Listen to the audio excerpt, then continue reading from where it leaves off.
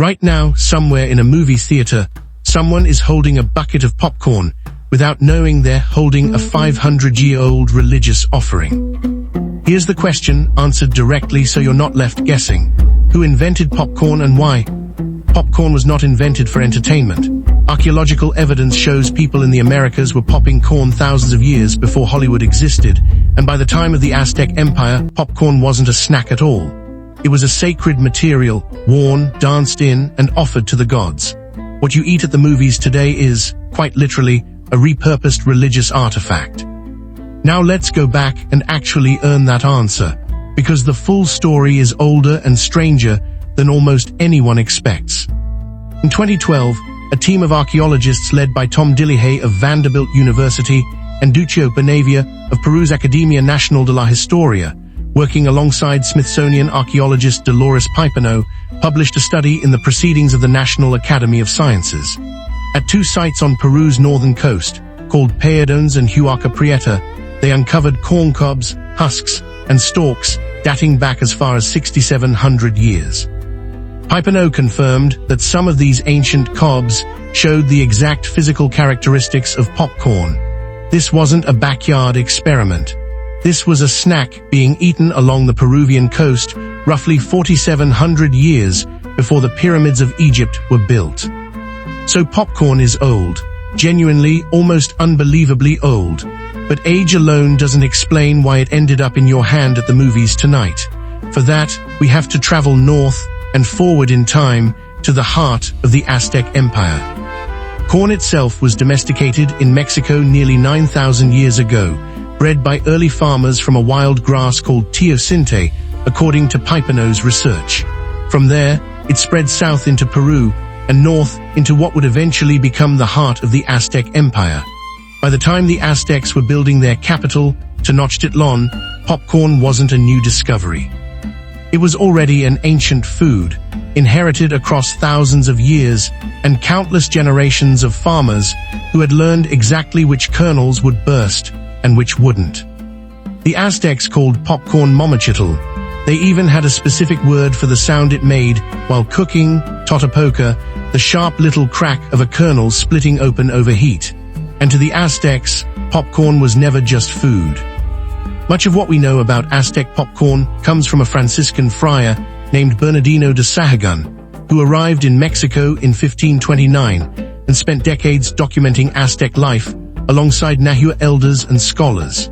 His work became the Florentine Codex, completed in 1577, a 12-book encyclopedia widely regarded as the single most reliable surviving record of Aztec culture. In it, Sahagún described popcorn in strikingly poetic language, writing that it was a kind of corn which bursts when parched and discloses its contents, making itself look like a very white flower. That flower imagery wasn't just decoration in his writing. It reflected exactly how the Aztecs used popcorn. According to the Codex, young women who had taken a religious vow performed what Sahagún called a popcorn dance, wearing garlands made entirely of popped kernels strung together, thick as tassels of corn, placed directly on their heads like ceremonial crowns. Priests adorned their ceremonial attire with popcorn as well, and it was scattered as an offering during rituals honoring Tlaloc, the god of rain, and Chalchiuhtlicue, the goddess of water, both central to a farming society that lived or died by rainfall. There's a detail here worth sitting with for a second. In one Spanish account translated from Aztec sources, priests scattered popped corn before a god of water and described the white puffed kernels as hailstones, offered as a gift, a symbolic plea for the exact kind of weather that made crops survive. The Aztecs weren't eating popcorn casually.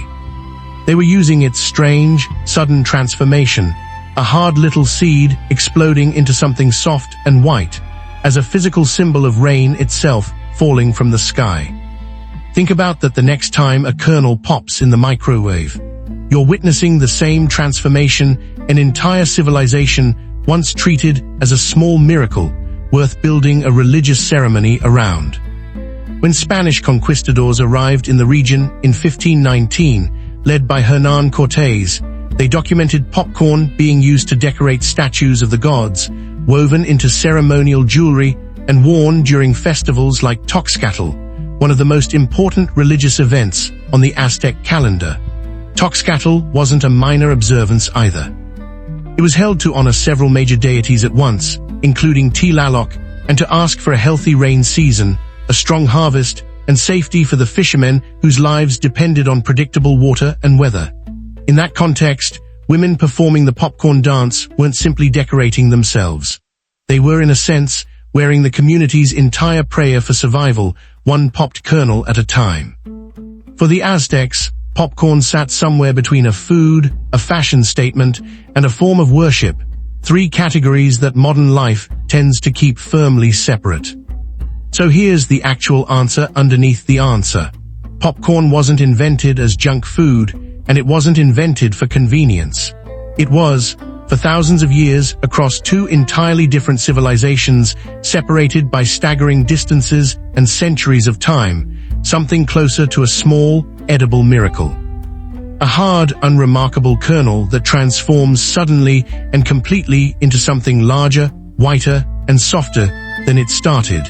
A physical reminder that ordinary things can burst open into something unexpected.